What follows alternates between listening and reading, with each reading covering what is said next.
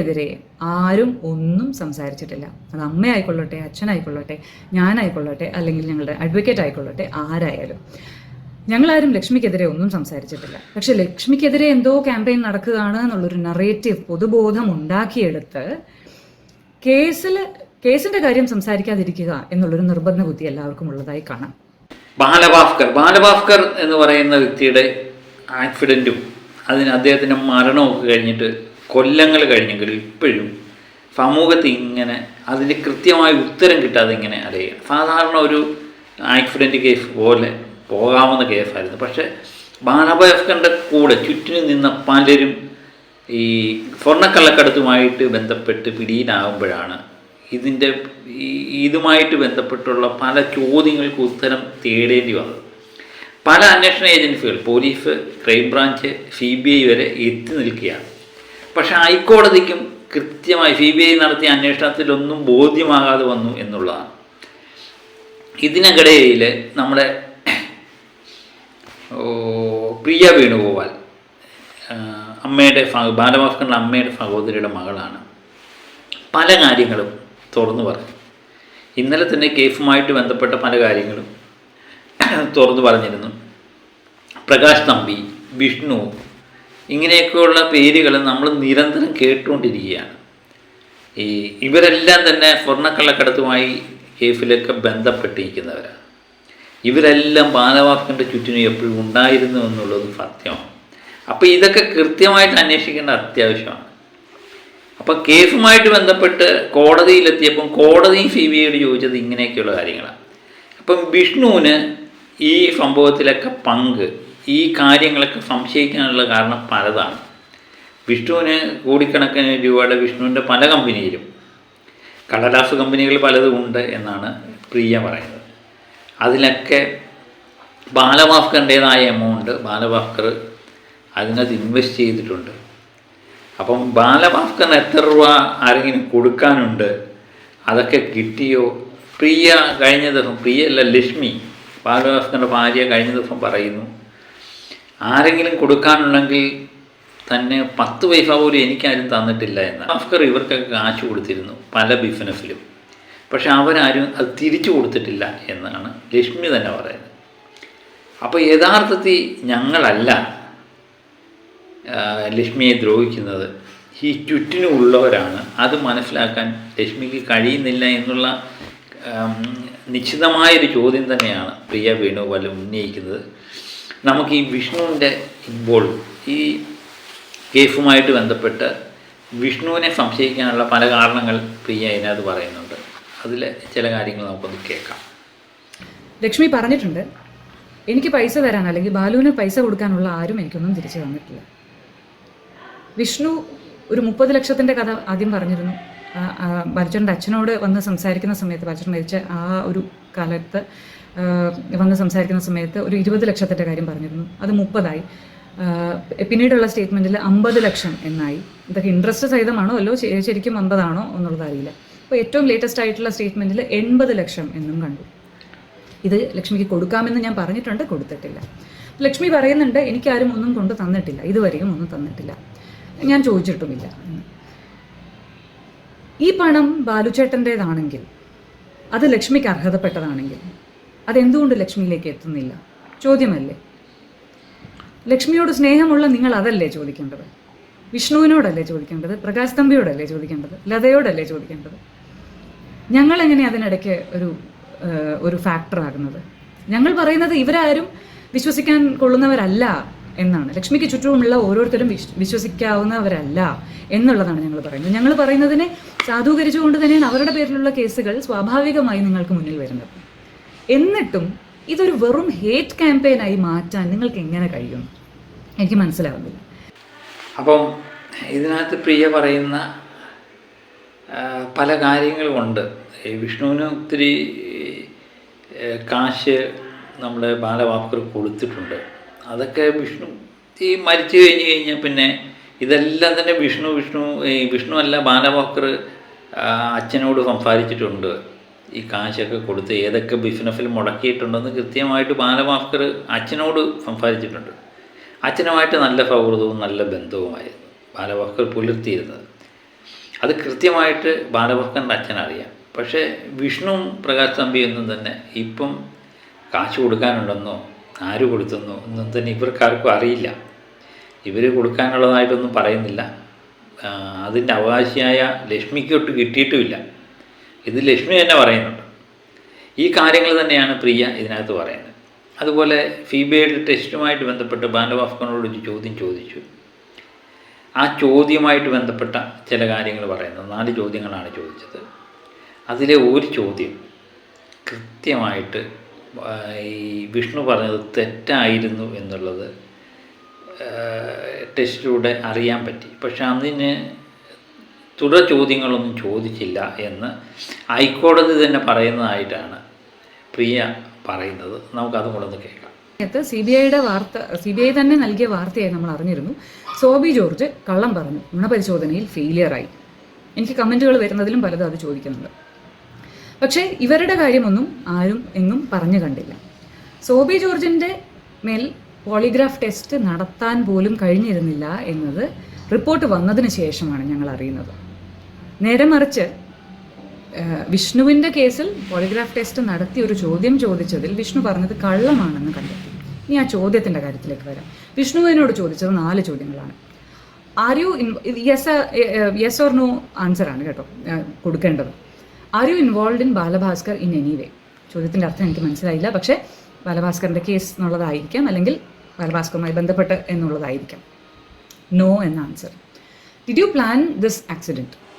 No എന്ന ഉത്തരം. Did Balabhaskar know you people were doing gold smuggling? 3ാമത്തെ ചോദ്യമാണ്. നോ എന്ന ഉത്തരം. Did Balabhaskar give you 50 lakh rupees for gold smuggling?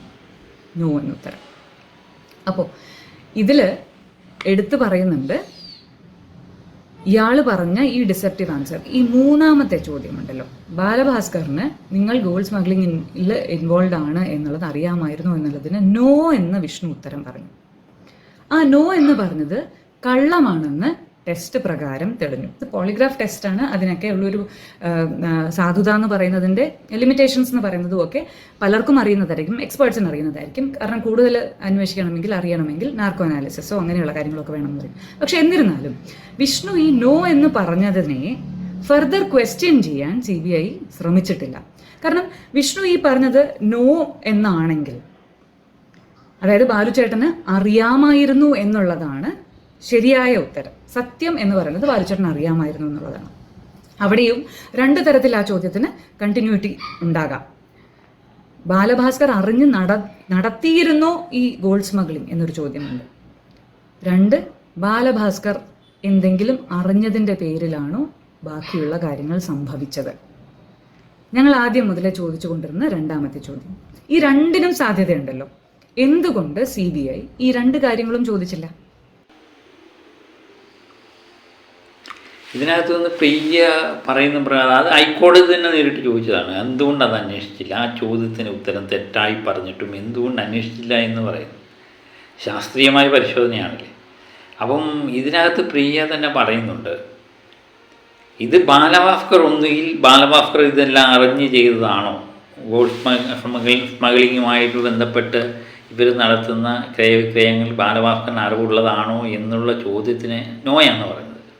അപ്പോൾ യഥാർത്ഥത്തിൽ അത് ആണ് പറയേണ്ടത്. പക്ഷേ അത് പറഞ്ഞില്ല. എന്തുകൊണ്ട് പറഞ്ഞില്ല? അപ്പം ബാലഭാസ്കറിന് ഇതൊക്കെ അറിവുള്ളതാണ്. അപ്പോൾ അറിവുള്ളതാണ് എന്നുള്ളതാണ് അതിൻ്റെ ശരി ഉത്തരം. പക്ഷേ അത് എപ്പോഴറിഞ്ഞു? ലാസ്റ്റ് അറിഞ്ഞു കഴിഞ്ഞപ്പോൾ തൻ്റെ കൂടെ നിൽക്കുന്നവരെല്ലാം പിന്നെ ഇതുമായിട്ട് ബന്ധപ്പെട്ട് നിൽക്കുന്നവരാണ്, ഇവരെയൊന്നും വിശ്വസിക്കാൻ പറ്റില്ല എന്ന് ബാലഭാസ്കർ മനസ്സിലാക്കുകയും അവസാനം ഇതെല്ലാം അവരെയെല്ലാം ഒഴിവാക്കാൻ തീരുമാനിച്ച ബാലഭാസ്കറിനെ അപായപ്പെടുത്തിയതാകാനും വഴിയില്ലേ എന്നാണ് പ്രിയ ചോദിക്കുന്നത്. അത് കൃത്യമായിട്ടുള്ള ചോദ്യമാണ്.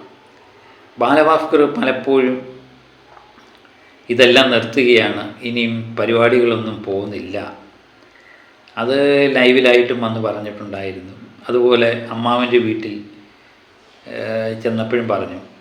അതുപോലെ ലൈവിലൊരു കാര്യം പറഞ്ഞതായിട്ട് പ്രിയ പറയുന്നുണ്ട്.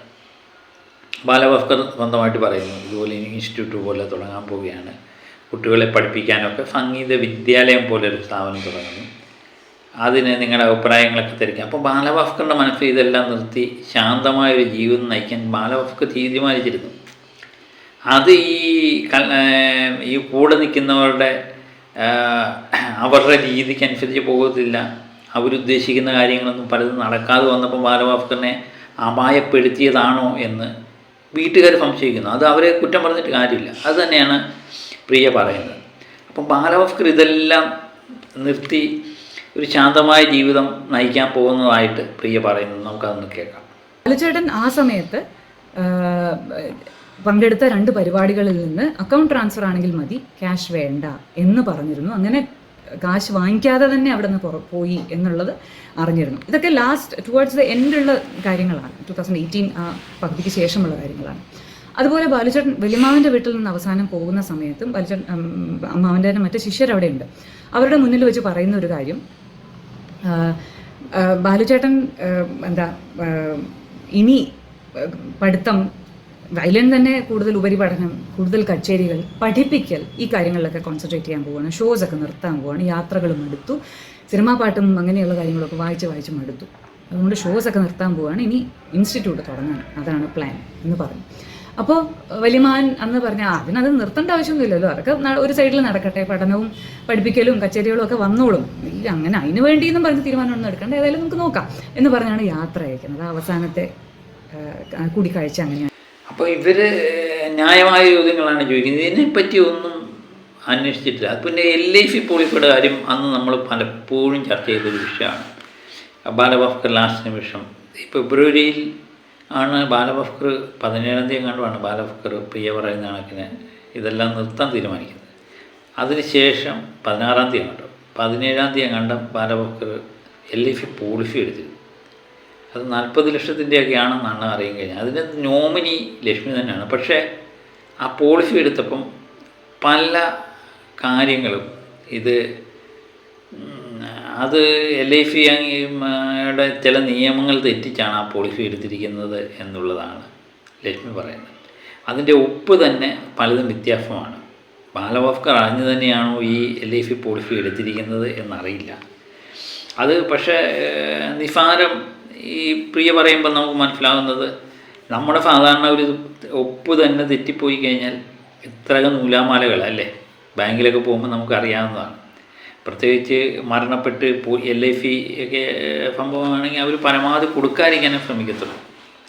പക്ഷേ ഇത് പല നിയമ പ്രശ്നങ്ങളും കോടതിയിലെടുക്കുന്ന കേസായിട്ട് പോലും LIC വളരെ വേഗം ഈ കാശ് സാങ്ഷനായി കൊടുത്തു എന്ന് പ്രിയ പറയുന്നുണ്ട്. നമുക്കതും കൊണ്ടൊന്ന് കേൾക്കാം.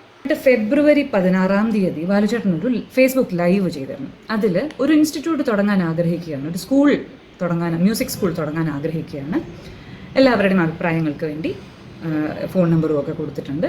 ലൈവിൽ അദ്ദേഹം അത് സംസാരിക്കുന്നുണ്ട്. ഇപ്പോഴും അവൈലബിൾ ആയിട്ടുള്ള ഒരു വീഡിയോ ആണ്, നോക്കേണ്ടവർക്ക് നോക്കാം. ഫെബ്രുവരി 16-ാം തീയതി 2018. ഞാൻ പറയാൻ പോകുന്ന ഏറ്റവും ഇമ്പോർട്ടൻ്റ് ആയിട്ടുള്ള ഒരു കാര്യം, ഒരു ഭാഗം ഇനിയാണ്.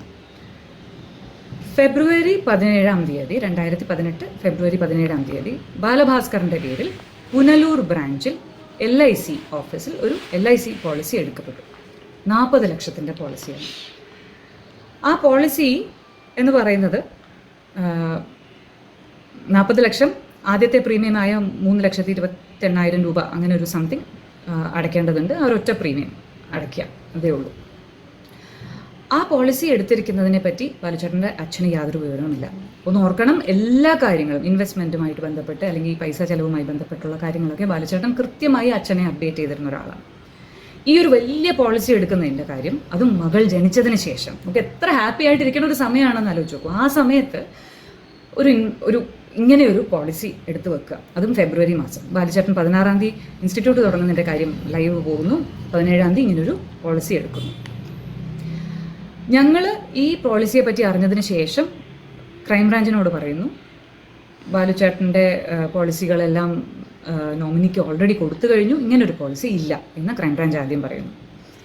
ഞങ്ങൾ പിന്നീട് RTIയും അങ്ങനെയുള്ള കാര്യങ്ങളൊക്കെ ചെയ്യാൻ നോക്കുമ്പോഴും ഒന്നും ഞങ്ങൾക്ക് ഒരു നിർവാഹവുമില്ല. പിന്നീട് LIC ഓഫീസിൽ പോയി കൃത്യമായി അച്ഛൻ്റെയും അമ്മയുടെയും ലെറ്റർ കൊടുത്ത് അങ്ങനെ അവസാനം നമുക്ക് അതിൻ്റെ ഒരു പ്രൊപ്പോസൽ ഫോമിൻ്റെ ഒരു കോപ്പി കിട്ടിയതിന് ശേഷമാണ് ഇതിലെ കൂടുതൽ ദുരൂഹതകൾ പുറത്തു വരുന്നത്. ആ പ്രൊപ്പോസൽ ഫോമിൽ ബാലുച്ചേട്ടൻ 7 ഒപ്പിട്ടിട്ടുണ്ട്. ആ 7 ഒപ്പും 7 വിധമാണ്. അതിന് ബാലുച്ചേട്ടൻ്റെ യഥാർത്ഥ ഒപ്പുമായി യാതൊരു ബന്ധവുമില്ല. ചെറിയൊരു സാമ്യം എവിടെയെങ്കിലും പറയാമെന്നുള്ളതേ ഉള്ളൂ. പക്ഷേ ആ മെയിൻ ലെറ്റർ പോലും, സിഗ്നേച്ചറിൻ്റെ മെയിൻ ലെറ്റർ പോലും വ്യത്യസ്തമായാണ് 7 സ്ഥലത്തും, 6 7 അത്രയും സ്ഥലത്തും ഇട്ടിരിക്കുന്നത്. അതിലെ ഫോൺ നമ്പറും കോൺടാക്ട് നമ്പറും ഇമെയിൽ ഐഡിയും കൊടുത്തിരിക്കുന്നത് വിഷ്ണുവിൻ്റേതാണ്, ബാലുച്ചേട്ടൻ്റേതല്ല. നോമിനി ലക്ഷ്മി തന്നെയാണ്, അതിൽ പ്രശ്നമൊന്നുമില്ല. അപ്പോൾ ഇതിനകത്ത് ഫോർമാറ്റ് ഇത് നമ്മൾ കേട്ട് കഴിയുമ്പോൾ പ്രിയ ലക്ഷ്മിയല്ലേ നോമിനി വെച്ചിരിക്കുന്നത്, അപ്പം ലക്ഷ്മിക്ക് കാശ് കിട്ടുന്നതിൽ എന്താണ് തെറ്റ് എന്നൊക്കെ നമുക്ക് ചിന്തിക്കാം. പക്ഷേ ബാലഭാസ്കർ ഇതിനകത്ത് സംശയത്തിന് പല കാരണങ്ങളും. ഒന്ന്, ബാലഭാസ്കർ അറിയാതെയാണ് ഈ പോളിസി എടുത്തിരിക്കുന്നത്. ഈ ബാലഭാസ്കറുമായിട്ട് അപകടപ്പെടുന്ന വണ്ടിയിൽ പ്രിയയും ഉണ്ടായിരുന്നു. പ്രിയ ഭാഗ്യം കൊണ്ടാണ് രക്ഷപ്പെട്ടത്. പ്രിയയും ബാലഭാസ്കറും കുഞ്ഞും കൂടെ മരിച്ചു കഴിഞ്ഞാൽ ഇതിൻ്റെ അവകാശി യഥാർത്ഥത്തിൽ ക്രൈംബ്രാഞ്ചിന് പോലും അറിയില്ല ഇങ്ങനൊരു പോളിസി ഉള്ളതായിട്ട്. ആർക്കും ഇല്ല, പോലീസ് ആർക്കും അറിയില്ല. പിന്നെ ഇവർ LICയിലൊക്കെ പോയി പുനലൂർ ശാഖയുമായിട്ട്, അതുമല്ല ഈ വിഷ്ണുവിൻ്റെ അടുത്തൊരു ബന്ധുവാണ് ഈ പോളിസിയുമായിട്ട് ബന്ധപ്പെട്ട കാര്യങ്ങളെല്ലാം തീരുമാനിച്ചിരിക്കുന്നത്. അപ്പം രഹസ്യമായിട്ട് നടത്തിയൊരു ഇടപാടാണ്. അത് ബാലഭാസ്കർ അറിഞ്ഞോ എന്നുള്ളതാണ് വീട്ടുകാരുടെ സംശയം. അപ്പം ലക്ഷ്മിക്കും കൂടെ എന്തെങ്കിലും സംഭവിച്ചിരുന്നെങ്കിൽ ഓട്ടോമാറ്റിക്കായിട്ട് ഇത് വേറെ ഏതെങ്കിലും കള്ളയൊപ്പിട്ട്, ഇപ്പം ബാലഭാസ്കർ അറിയാതെയാണ് ഈ പോളിസി എടുത്തിരുന്നെങ്കിൽ അത് നിശ്ചയമായിട്ട് കള്ളയൊപ്പായിരിക്കുമല്ലോ. അപ്പം കള്ളയൊപ്പിട്ട് അത് പിൻവലിച്ചേനെ അല്ലേ. പക്ഷേ ഇവർ വിചാരിച്ചതുപോലെ അല്ലായിരുന്നെങ്കിൽ, ഇപ്പം വീട്ടുകാർ പൊതുവെ പറയുന്ന ഒരു കാര്യമുണ്ട്. ബാലഭാസ്കറിൻ്റെ അച്ഛനും പല പ്രാവശ്യം ലക്ഷ്മി ഉപദേശിച്ചൊരു കാര്യമുണ്ട്. ലക്ഷ്മി ഇൻ്റർവ്യൂവിലും പറയുന്നത് മിക്കവാറും എല്ലാ കാര്യങ്ങളും, കാശിൻ്റെ കാര്യങ്ങളെല്ലാം തീരുമാനിക്കുന്നതും അത് കൈകാര്യം ചെയ്യുന്നതും കോടിക്കണക്കിന് രൂപ കിട്ടി കാണുമല്ലോ. പോളിസി ഇനത്തിൽ തന്നെ LICയുമായിട്ട് ബന്ധപ്പെട്ട് ബാലഭാസ്കറിന് കോടിക്കണക്കിന് രൂപ കിട്ടിക്കാണാനാണ് സാധ്യത കൂടുതൽ. ഒത്തിരി പോളിസി എടുത്തിട്ടുണ്ട് എന്നാണ് അന്ന് അറിയാൻ പറ്റിയത്. അപ്പോൾ ആ കാശുകളെല്ലാം കൈകാര്യം ചെയ്യുന്നത് ഇപ്പോഴും വിഷ്ണുവാണ് എന്നുള്ളതാണ് വേറൊരു സത്യമായിട്ട് പ്രിയ പറയുന്നത്. അപ്പം ഈ ബാലഭാസ്കറിൻ്റെ അച്ഛൻ ഒരു പ്രാവശ്യം പറഞ്ഞിട്ടുണ്ടായിരുന്നു, ഞാൻ അവളെ പോയി ഉപദേശിച്ചു, ഇപ്പം പേടിയെന്ന് പറഞ്ഞാൽ അവൾക്ക് ഏതെങ്കിലും സംഭവിക്കുമോ എന്നുള്ള പേടിയാണ്. കാരണം ഇവരുടെ ചുറ്റിലും നിൽക്കുന്നവരെല്ലാം ഈ പ്രിയയുടെ എല്ലാം കാശ് കൈകാര്യം ചെയ്യുന്ന ഇവരൊക്കെ തന്നെ. അപ്പം പ്രിയയ്ക്ക് എന്തെങ്കിലും സംഭവിച്ചു കഴിഞ്ഞാൽ, ഇപ്പം ബാലഭാസ്കറിന് കൊടുക്കാനുള്ള കാശ് കൊടുക്കാതിരിക്കുന്നത് പോലെ തന്നെ പ്രിയയ്ക്കും കൊടുക്കണ്ടായല്ലോ. അതാണ് പേടി. അതുകൊണ്ട് അവളെ ഞങ്ങൾ പല പ്രാവശ്യം ഉപദേശിച്ചു എന്ന് അച്ഛൻ പറയുന്നുണ്ട്. ഇത് തന്നെയാണ് പ്രശ്നം. ഇപ്പം ബാലഭാസ്കറിൻ്റെ ചുറ്റിലും നിൽക്കുന്നവർ പ്രശ്നക്കാരെ ആണെന്ന് ബാലഭാസ്കറും ബാലഭാസ്കറിൻ്റെ ഭാര്യയും അറിയുന്നതിന് മുമ്പ് അച്ഛനും അമ്മയൊക്കെ മനസ്സിലാക്കി എന്നുള്ളത്. അപ്പം ഒത്തിരി നാളുടെ പരിചയമാണ്. അവരിപ്പോഴും പറയുന്നത് അവർക്കൊന്നും വേണ്ട, അവർക്ക് ജീവിക്കാനുള്ള പെൻഷൻ കിട്ടുന്നുണ്ട്. പക്ഷേ ഈ മരണം യഥാർത്ഥത്തിൽ കൊലപാതകമാണോ എന്നുള്ളത് കൃത്യമായിട്ട് അറിയണം എന്ന് പറയും. ബാലഭാസ്കറുമായിട്ട് ബന്ധപ്പെട്ട കാര്യങ്ങൾ ഞാൻ പറഞ്ഞില്ലേ, ബാലഭാസ്കറിന് എന്തെങ്കിലും സംഭവിച്ചു, യഥാർത്ഥത്തിൽ ഒരു അപകടം ആസൂത്രണം ചെയ്തതാണെങ്കിൽ കൃത്യമായിട്ട് നീതി കിട്ടണം. എൻ്റെ സംശയം എപ്പോഴും ഇതാണ്. കാര്യം 6 കൊല്ലത്തിന് ശേഷവും ഇത് കൃത്യമായിട്ട് ഇന്നലെ നടന്ന ഒരു അപകടം പോലെ നമ്മൾ ചർച്ച ചെയ്യണമെങ്കിൽ ഇതൊരദൃശ്യമായ കരങ്ങളുടെ സാന്നിധ്യം എവിടേക്കോ എനിക്ക് തോന്നുന്നുണ്ട്. അപ്പോൾ ഇത് കൃത്യമായിട്ടുള്ള വിവരം നമുക്ക് താമസിക്കാതെ കിട്ടും എന്ന് തന്നെ നമുക്ക് തോന്നും. അല്ലെങ്കിൽ ഈ കേസ് ഇവിടം കൊണ്ട് തീർന്നു കഴിഞ്ഞാൽ കുറച്ച് നാളിന് ശേഷം വീണ്ടും എന്തെങ്കിലുമൊക്കെ ഒരു സംഭവം ബാലഭാസ്കറിൻ്റെ ഈ മരണവുമായിട്ട് ബന്ധപ്പെട്ട് ഏതെങ്കിലുമൊക്കെ ഉയർന്നു വരാം, വീണ്ടും നമ്മൾ ചർച്ച ചെയ്യും. അപ്പോൾ ഇത് യഥാർത്ഥത്തിൽ അതിൻ്റെ ഒരു എൻഡ് ആകുന്നിടം വരെ നമുക്ക് ചർച്ച ചെയ്തേ പറ്റൂ. ഏതായാലും ആ കലാകാരന് നീതി കിട്ടാതെ പോകരുത് എന്ന് മാത്രമേ നമുക്ക് അപേക്ഷയുള്ളൂ. അപ്പോൾ മറ്റൊരു വീഡിയോയുമായി വീണ്ടും എത്താം. Okay, bye.